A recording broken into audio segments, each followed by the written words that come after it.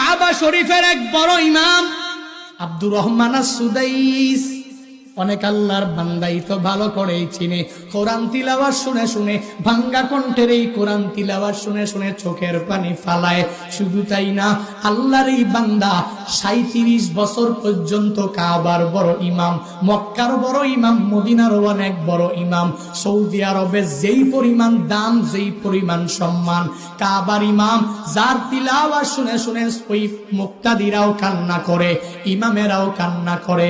নিজের চোখে দেখে আসলাম গত রমজানের মধ্যে এক আল্লাহর বান্দা ইন্দোনেশিয়ার এক বৃদ্ধ ওই হুজুরের কোরআন তিলাওয়াত শুনে নামাজের মধ্যে দাঁড়াইয়া দাঁড়াইয়া চোখের পানি ফালায়, এক পর্যায়ে কান্না করে করে করে জমিনের মধ্যে গড়ে যায়।